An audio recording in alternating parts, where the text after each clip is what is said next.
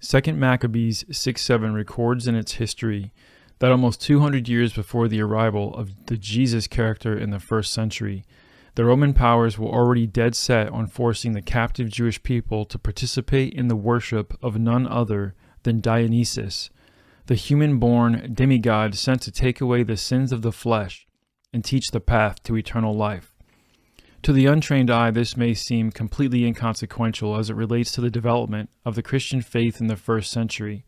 However, upon closer inspection, this might be the earliest proof of Rome's attempt to introduce a new kind of savior to the kingdom of Israel, one that was friendly towards Greco-Roman ideals, namely Jesus Christ.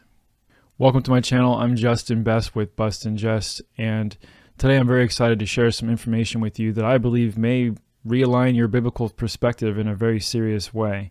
If you don't know me or my background or why I'm actually doing this, I have to encourage you to please go check out my intro video on the YouTube channel watch page. Also, over the next coming weeks and months, I'll be posting a ton of information testing the validity of both the New Testament and the Old Testament. So if you're interested in those type of topics, then I have to encourage you to make sure you remember to subscribe and click the bell notification icon so you can be notified whenever I post. Today we find ourselves questioning and discussing the central figure of the entire New Testament, and that's Jesus Christ. Personally, I believe that when a full and fair viewing of the facts is accomplished by an open and honest mind, that it can easily be concluded that there is an undeniable connection between the cult of Dionysus and the Roman development of the Christian beliefs about Jesus Christ. After I lay out some of the most important points in this matter, I'll share with you my personal conclusions as well at the end. So just so you know, what I'm going to be doing is reading to you a study that I created over the last few days and bringing forward some of the main points of this study. This study will also be getting published on my website, bustandjust.com, when that website is ready, in article format as well, to make it even more digestible and easy to reference. So jumping right in, from the very beginning, I have to state that there are many strawman arguments on the internet about whether or not Jesus was an archetypal copy of the previously known demigod named Dionysus. In these false arguments, claims about the Jesus and Dionysus connection are made which are simply not true and easily defeatable to make it appear that the argument is invalid from its inception. For example, writers defending Christianity and a literal Jesus often claim that there are some opposing Christianity who state that Dionysus was born on December 25th. All of my research has indicated that this is not a common opinion at all, nor is this considered one of the very many actual valid comparisons between the two characters that many scholars have indeed pointed out. Nor was Jesus himself even born on December 25th, according to most New Testament scholars. These type of false statements about the Dionysian cult traditions are designed to distract readers from the true comparisons that should not be ignored. If you can be convinced to quickly and easily dismiss the first examples of comparison with these type of false arguments, you'll be unlikely to search the matter out to its end, believing that the claim was destroyed on its face. I advise you not to be so quick to fall for these diabolical debate traps, in which those who are desperate to defend their version of reality will intentionally misrepresent what's being presented, removing your ability to make a simple and fair assessment. It's my belief that the facts about this topic and shared in this study repeatedly demonstrate that Jesus Christ, the character, was built around Dionysian traditions dating back to the Greek Bronze Age at least 900 years before Jesus Christ's arrival in Judea. But before I show you clear examples of what I mean, let me provide a very quick terminology and history lesson on the Dionysian cult. Dionysus has gone by a few names over the centuries, such as Bacchus and Liber, and his original character is said to be traced all the way back to Osiris, the Egyptian equivalent of Dionysus.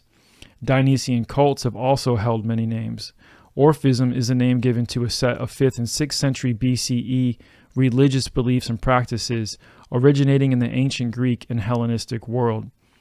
It is said that these beliefs also come from the Thracians and are associated with literature ascribed to the mythical poet Orpheus, who descended into the Greek underworld and then returned. The Orphics revered Dionysus, who also once descended into the underworld and returned. Orphism has been described as a reform of the earlier Dionysian religion, involving the reinterpretation or rereading of the myth of Dionysus and reordering of Hesiod's theogony, based in part on the pre-Socratic philosophy. So the cult of Dionysus, however, predated Orphism, with evidence pointing back as far as 1300 BCE. The earliest records of Dionysus worship actually come from Mycenaean Greece, specifically in and around the palace of Nestor in Pylos, dated to around 1300 BC. Orphism, which itself dates back to at least the 6th century BCE, 600 years before Jesus, contained tenets of spiritual concepts which would later become deeply rooted in the foundation of the Christian faith. For example, the central focus of Orphism is a myth which describes humanity as having a dual nature, a body inherited from the Titans, and a divine spark or soul inherited from Dionysus. In order to achieve salvation from the titanic material world's existence, one had to be initiated into the Dionysian mysteries and undergo a ritual purification and reliving of the suffering and death of the god. In my opinion, this is similar to the Christian passion plays and the communion rituals, which we're going to discuss a little bit further. Orphics believed that they would, after death, spend eternity alongside Orpheus, Dionysus, and other heroes. These Orphic concepts permeated the entire Greco-Roman cultures of their time, stemming primarily from much older Dionysian cult practices. Here's a quote from Classical Mythology, 8th edition. It says, "In this way, the Orphic Bible provided the divine authority for belief in an immortal soul, the necessity for keeping the soul pure despite the contamination and degradation of the physical body, the concept of a kind of original sin, the transmigration of the soul to an afterlife, of reward or punishment, and finally, after various stages of purification, an apotheosis, a union with the divine spirit in the realms of the upper aether. The seeds of everything come from Phanes or Zeus. Out of one all things come to be, and into one they are all once again resolved." End quote. Again, that's from Classical Mythology, 8th edition. So, that's a little bit about Dionysus and the Orphics, but the question has to be next, how popular were Dionysian cults? Dionysian cult beliefs were extremely popular. Some scholars even contend that Dionysian beliefs were the most well-established rivals to the Christian teachings in the early 1st and 2nd century. Festivals of Dionysus included the performance of sacred dramas enacting his myths, which were the initial driving force behind the development of theater in the entire Western culture. The stories of Dionysus were so influential in the development of theater, they even named many theaters after him. Actually, a very important piece of evidence for this study is a play written by Euripides called The Bacchae, which was first performed at the Theater of Dionysus in 405 BCE. More on that to come in a few minutes. In fact, by the time the Second Maccabees was written, around 120 to 150 BC, the Romans who held the Jewish kingdom captive were so enthralled with Dionysian beliefs that they were forcing the Jewish people to participate in their festivals. 2 Maccabees 6:6 says, quote, "Moreover, at the monthly celebration of the king's birthday, the Jews, from bitter necessity, had to partake of the sacrifices, and when the festival of Dionysus was celebrated, they were compelled to march in his procession, wearing wreaths of ivy." So the question of how prevalent Dionysian cult beliefs were in the earlier Greco-Roman world is answered simply by very. In his book, Dionysos, Gods and Heroes of the Ancient World, Richard Seaford writes, "When Christianity was establishing itself in the ancient Mediterranean world, the cult of Dionysus was its most geographically widespread and deeply rooted rival. And so the Christian church, while enclosing the revolutionary ethics of its gospels within the necessity of social control, was influenced by Dionysiac cult as well as opposing it." In other words, Dionysus and Dionysian cults were extremely well known and would have been especially known by the Greek-influenced Hellenistic Jews of the first century, who likely read various works on the deity, saw the grand festivities through the year, and perhaps viewed a glimpse of one of the many Orphic plays that were so common in that time and region. Let's talk a little bit about the Hellenization of Judea. Of course, a quick study of Hellenization or Hellenistic Judaism should help you understand that Hellenization was the influence of local regions, including the regions of Judea, in the practices, beliefs, works, music, and philosophical rhetoric of the Greek and Roman world.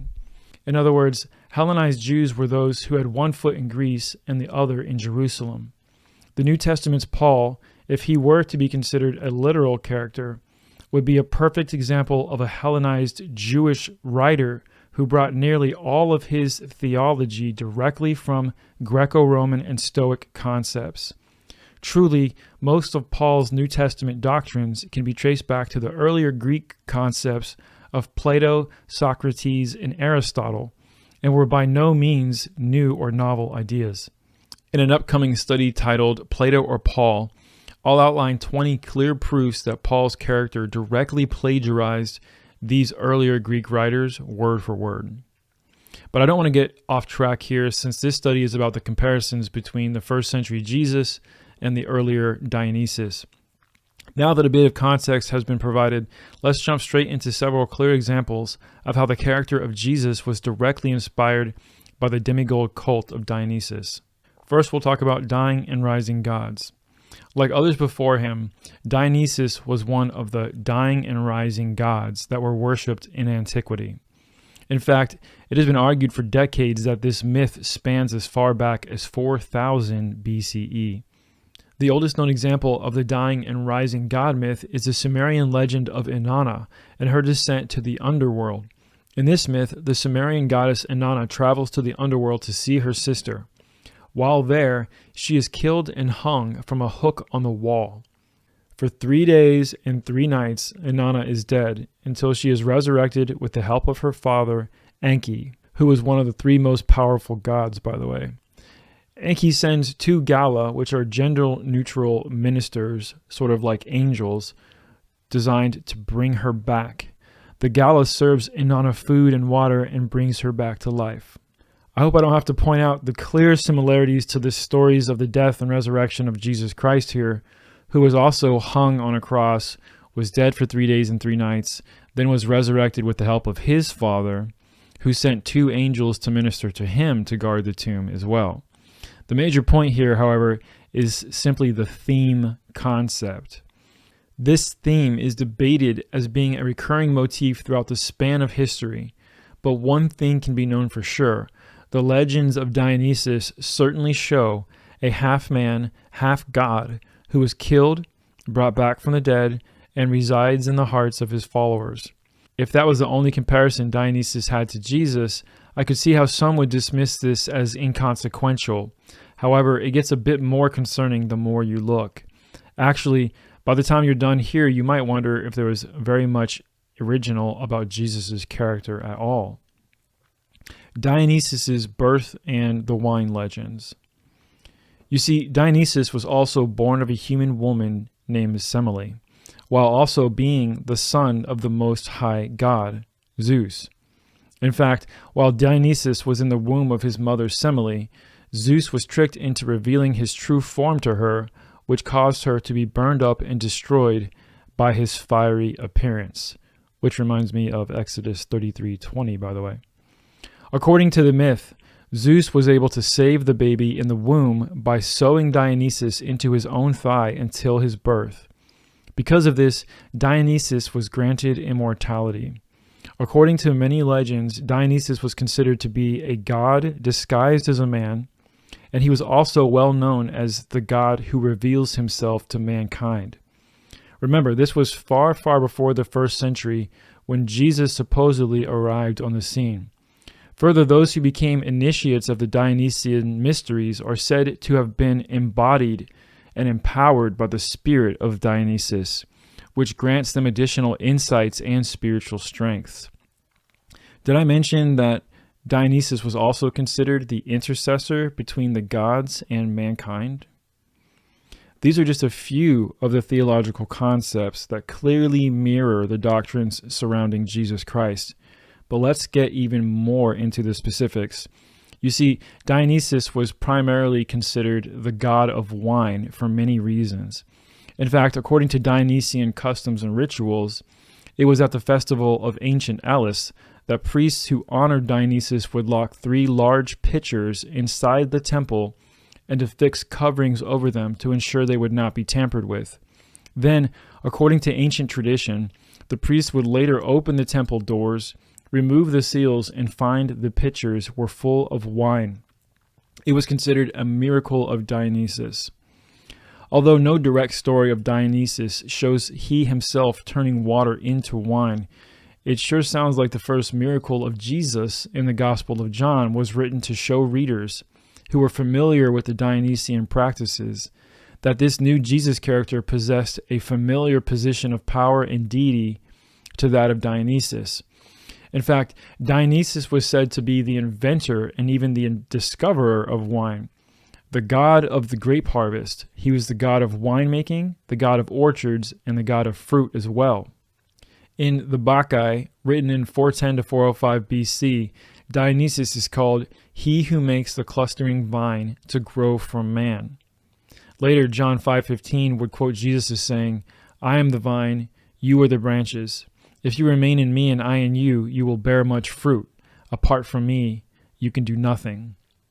At the core, both of these teachings hold an eerily similar concept. Somewhere between 580 and 570 BCE, it was written that Dionysus, the god of wine, brought wine to the famous wedding of Peleus and Thetis. Is it any coincidence then that Jesus would arrive on the scene almost 600 years later, turning water to wine for his first miracle at the wedding of Cana? Is it also coincidental and surprising that Jesus was mocked for, quote, revelry, eating and drinking by his religious counterparts as well? It seems the more you look at Dionysus, the more you see the pre-built character of Jesus Christ, who later called himself the true vine, perhaps as a nod to Dionysus. Not only was being born again and being brought back from the dead a well-known motif of the ancient Dionysus, who was killed by his enemies just to be brought back to life and born again by his grandmother, but these were also concepts echoed by the 1st and 2nd century Jesus figure, who also was said to be killed by his enemies, descend into the underworld, and then be brought back to life as well. Additionally, the stories surrounding the capture of Dionysus and the capture of Jesus are eerily similar in ways that I believe cannot be ignored. This is the arrest and trial of Dionysus. For example, despite his divinity, Dionysus lived among humans, not as a god, but in disguise as a man, just like Jesus, and was somehow closer to humanity than any other deity. Stories of his life on earth, notably the Bacchae by Euripides, make it clear that Dionysus' true power was only recognized by his closest and truest followers. In an important event from this book, again written around 410 BCE, Dionysus freely allows himself to be captured and persecuted before finally revealing himself in true glory. The Bacchae's description of Dionysus submitting to his captors is eerily similar to the same events in the Christian tradition. Reading the text, when the guard delivers Dionysus as a captive to Pentheus, he says, quote, Pentheus, here we are, having hunted the quarry you sent us after, and our efforts have not been unsuccessful. But we found this wild beast tame, talking about Dionysus. He did not attempt to flee, but gave me his hands willingly. He did not even turn pale, but kept the flush of wine in his cheeks. With a smile he bade me tie him up and led him away and waited for me, thus making my task easy. I was taken aback and said, O stranger, I do not arrest you of my own free will, but at the orders of Pentheus who sent me. I also want to quickly note here that Jesus' arrest would have also occurred directly following his wine drinking with his disciples at the Last Supper event as well. meaning it could be concluded that he would have also had wine in his blood when he was arrested. Similarly, Dionysus here is said to still have his cheeks flushed with wine as well. But the bigger point is, more importantly, that Dionysus, the half-man, half-god with powerful options, gives himself over to his captors willingly and without a fight, just like the story of Jesus. Immediately following, Dionysus goes through a trial of sorts, where he refuses to answer Pentheus's questions directly, and instead antagonizes the ruler and is thus put into prison. Later that night, a great earthquake shakes the prison that held Dionysus, causing all the chains to fall off of the prisoner and setting him free. Then Pentheus rushes in with his sword unsheathed, looking for Dionysus, who is found to have calmly remained behind. Pentheus falls to the floor in despair, and thus Dionysus converts Pentheus into one of his followers. Similarly, Acts 16:25 through 35 mentions an account that could have only been inspired by the Dionysian story in Euripides. While Paul and Silas are in prison during their ministry, it's about midnight when a great earthquake shakes the prison doors open and shakes the chains loose from the prisoners, Paul and Silas. The prison guard also draws his sword, but in this story it's to harm himself. Paul calmly assures the prison guard that they are still there.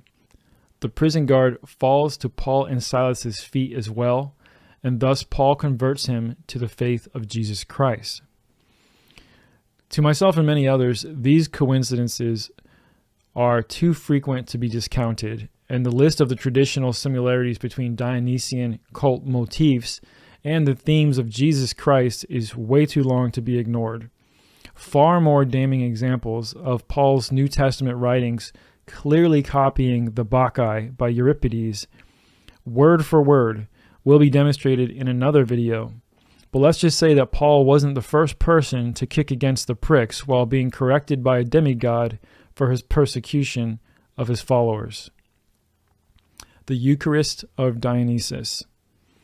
Another such example is the practice of eating the body and drinking the blood of Dionysus in a sort of communion Eucharist ritual that was occurring far before the 1st century. In one version of the text, Dionysus changes his form multiple times to avoid being found and killed by the Titans, finally changing himself into a bull. Being finally caught, it was written that he was cut into pieces by the murderous knives of his enemies. Additionally, we find that the ancient followers of Dionysus would practice the ritual of dividing up a bull and eating its raw flesh, and drinking wine in thanksgiving and in remembrance of their god. And it is argued that they believed they were eating the body and blood of their Savior in order to reach a spiritual communion with Dionysus.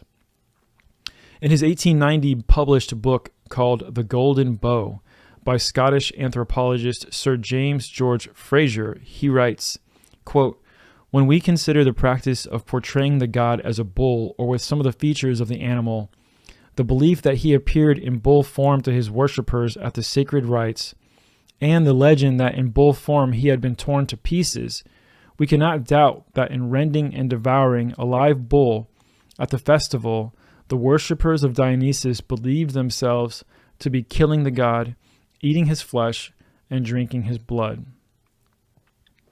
For those of you familiar with the implements of Christian tradition, you'll know that Jesus Christ would offer a very similar type of ceremony during his Last Supper. During this meal, Jesus would clearly state that the bread that he was offering represented his very own body, which would be broken, and the wine represented his very own blood. In Luke 22:19 through 20, Jesus says, "And when he had taken some bread and given thanks, he broke it and gave it to them, saying, 'This is my body, which is given for you. Do this in remembrance of me.' And in the same way, he took the cup after they had eaten, saying, 'This cup is poured out for you, is the new covenant in my blood.'" Additionally, in 1 Corinthians 11:26, Jesus states plainly that, "For as often as you eat this bread and drink this cup, ye do show the Lord's death until he comes." So simply, this form of communion or Eucharist that seems to be first implemented by Jesus Christ before his death was actually a previously established rite of the mystery religions who were conducting the practice in remembrance of Dionysus' death at the hands of the Titans. Again, Jesus seems to either be competing with Dionysian practices that came long before the first century, or the writers of Jesus' story were merely copying them to make Jesus more palatable and a more familiar savior. In fact, it could be argued that many of the motifs of Dionysian beliefs can be found scattered through the entire New Testament, such as the concept of overcoming the sinful flesh to embrace the spiritual elements of Dionysus. Clearly, the overall worship and practice of Dionysian cult mysteries was far different than the Christian custom and practices surrounding Jesus Christ to this day. This comparative analysis in no way implies that the outcome of each religious endeavor is the same by any means. This is merely evidence that many of the New Testament books were not written solely by the inspiration of God alone, based on true events that literally took place in first century history. Instead, historic research demonstrates that the messianic character of Jesus Christ was developed over time as an archetypal hero figure with many political and social agendas in mind. I believe that some of the reasons for this amalgamation of messiahs was to, 1, cause the worship of Dionysus and promote Roman thinking, as we saw in 2 Maccabees in the very beginning of the video. 2, to integrate Hebrew culture with Greek culture, which is also called the Hellenization of the Jewish people, which I've talked about extensively and we'll talk about more on this channel. And 3, to provide explanations for the destruction of the Jewish temple and the Jewish religion. And the reason, of course, was for not obeying Jesus, which is a motif already identified also with Dionysus and other themes as well.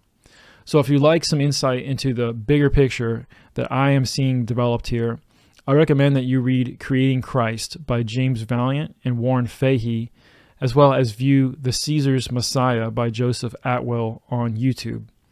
I believe once all the data is taken into account, a very real hypothesis arises that Jesus Christ's total character was intentionally developed as a Jewish Messiah in a mostly failed attempt to convince the Jewish people to cease their rebellious attempts to oust Rome and finally join the Greco-Roman traditions. Jesus was designed to reconcile 2 worlds, an attempt to make Greek doctrines palatable to the Hebrew people. In closing, I'd like to summarize by saying that Dionysus and the Orphic traditions beat Jesus and the New Testament to the punch in far too many areas to cover in just one study. But you can be sure that this study isn't the only proof of this blending of cultures and religions through time. In another study coming very soon, I'll demonstrate very clear contextual evidence that the Gospel of Mark directly copied from Homer in a methodical and repetitive way that could only be possible by intentional mimicry. I hope this study gives you some additional insight into my perspectives on the Bible and help to answer questions you may have had about the connections between Dionysus and Jesus. Again, if you enjoy the content and you want to hear more about the things that I'm sharing with you, make sure you don't forget to subscribe and click the bell notification so you'll be notified when I post in the future. I'm very excited to share with you more of my future studies coming very soon. Again, I'm Justin Best with Bust and Jest. Until next time, stay logical, stay rational, and stay away from mind control. Peace.